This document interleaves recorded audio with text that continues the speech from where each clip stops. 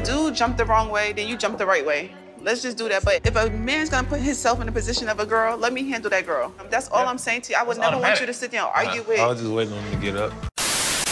Hey guys, and welcome to Little Black Book. You know what time it is. Yes. Hey, we're going to be talking to you guys about love goals. Just going to give you a little breakdown. We're going to deal with Theresa speaking about her and her husband and Beau's reaction. So, if you're new to the channel, make sure you like, share, subscribe, click on that bell button for the notification of the uploads, baby. And for those of you who are returnees, baby, you ain't got the minerals. You ain't got... That note was off. You ain't got the minerals, you ain't got the minerals, yeah. Alright, cool. So we're going to deal with Theresa. So, there was a situation obviously after Benzino had come mad, everybody was reacting, you know, Benzino had even argued Theresa, and etc, and talk about how you want to fight. Then we get a scene where Theresa walks in, yeah, and then makes a public announcement. And how she made it was this. She said, for the record, I don't want y'all to ever encourage my husband to argue with another man. It looks men fun. don't argue with men. Girls argue with girls. So this is meaning basically saying, everybody listening, for the record, let this be ingrained in your mind. Let this be settled in your brain. You understand? Let this be settled in your thoughts. Okay? So for the record, whilst walking in the kitchen, said, obviously, look, I don't want nobody to encourage my husband to argue with another man. Now, here's the thing. I always say this. Sometimes what we hear isn't necessarily what was said. What we received isn't always what was said. You understand? I don't know if you've ever been in a situation where Chinese whispers happens almost sometimes, where your partner can say something to you, and you received it completely wrong. But that's not what they said. But it's the way that you received it and processed it.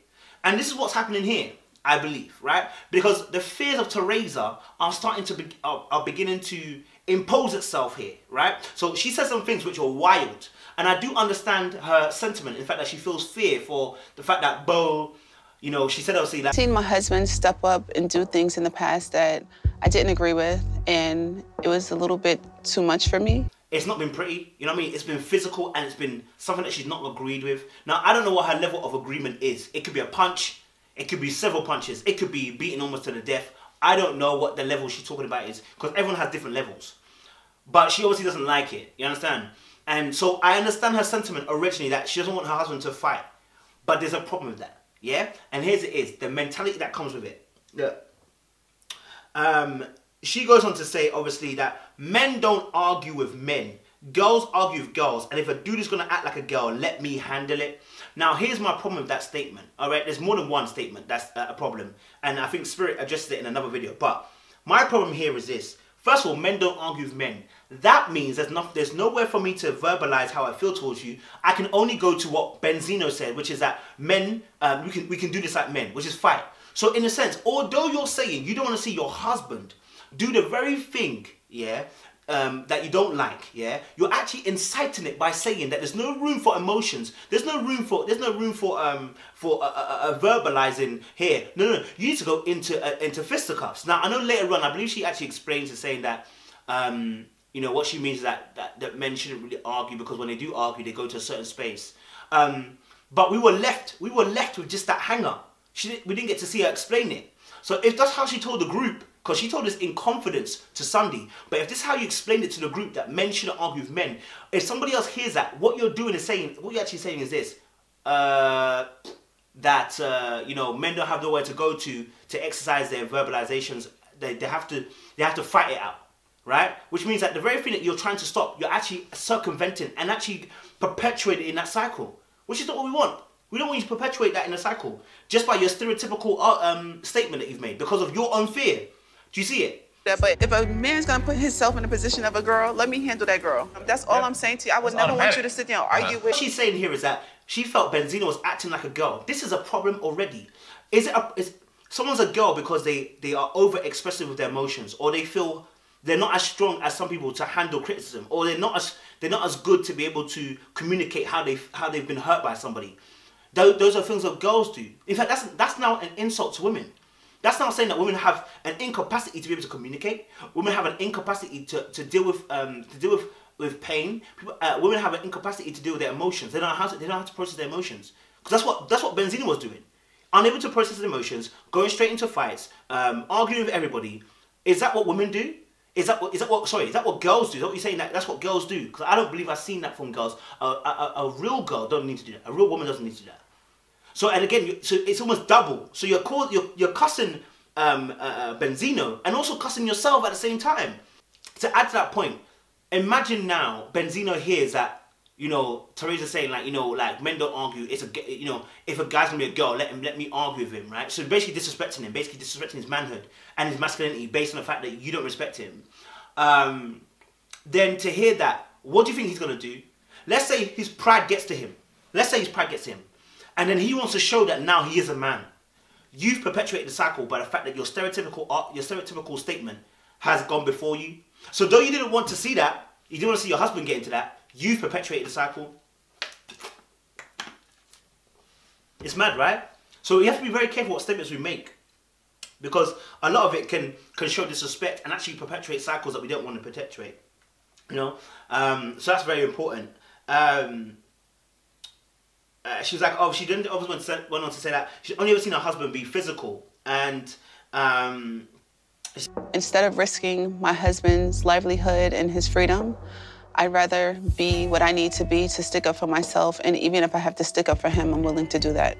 Instead of letting her husband risk his freedom, she'd rather be the one that gets in the way. Now, I get it. No, I get it, and I applaud her, because I think black women always are trying to think ahead for their black males, and I applaud her for that. The only downside to that is that if you're trying to stop him from being in altercations, and you involve yourself in an altercation, yeah. Now there's gonna be a time or times where the male that you're having an altercation with, right, is someone who doesn't care about whether you're a woman or man, yeah. He don't give two shillings. What happens then? Because you're entering in the altercation to stop your husband from getting involved. What happens when you get disrespected or slapped or punched in that altercation? What's Bo to do then? He's going to have to get involved.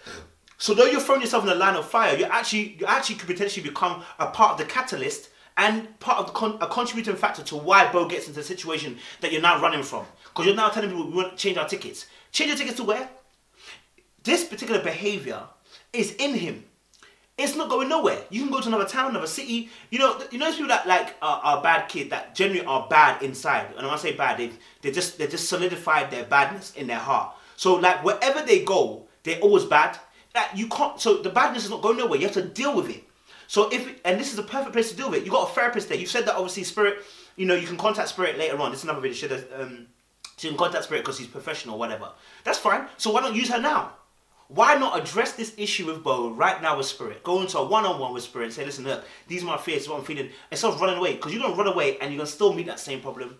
You can't run from this one. It's inside of him. About this. He wants you to know that he wants to. Just say, babe, get him. That's all you got to say. Like we had three. Before that point, yeah, Theresa comes talking to Spinderella, and she, you know, puts literally a hand on her face, like, oh my gosh, like, because she knows that obviously when she was talking to, when Bo made a joke about, I was waiting for him to stand up. You know, I'm waiting for him to stand up. Because obviously she felt like the group was encouraging him to defend her. And defend her doesn't mean punch anybody. It just means defend your woman. You know what I'm saying? Like, look, bro, step back, man. Allow it, man. Do you know what I mean? So I understand where she's coming from. There's a fear. But you cannot let that rule you into a place where now you are going to become a catalyst and a contributing factor towards why he may potentially get violent in the future. Because he has to defend you. Because you got into an altercation you didn't need to get into. Do you understand? And if you're saying if you're saying that, you know, and what kind of people are you arguing with here? Like, you think that all men are birds? You think all men are girls? And the ones that you think are girls, they may not be a girl today. Do you understand? That's a disrespectful mindset to have. Although you're thinking that you are trying to defend him, you're also as well demeaning somebody, their manhood, their masculinity. And look, men, some of these men in life don't play, man. Their masculinity and their manhood means so much to them. So if you attack that, you're in trouble. You know. So yeah, that was key. And I think at the end of it, when Spinderella said, obviously, look, sticks and stones won't break my bones. Guys, the Bible says, listen, the word is like poison. Let me tell you something. Does poison kill? Yes. Does poison hurt? Yes. Does poison can poison tear the person from inside out? Yes. So listen, words are so much more dangerous than rocks. At least with a rock, it's my physical deformity. But if you kill me from the inside, listen, a Trojan horse went into a city, and then they destroyed the city from inside, not outside. So understand that words go inward. They don't hit the outside, they hit the inwardly person. So words are very, very powerful. But anyway, guys, Stay locked, stay loaded. Listen, think before you do. Don't do before you think. Or you'll be thinking about what you got to do. Appreciate you guys. Stay locked, stay loaded.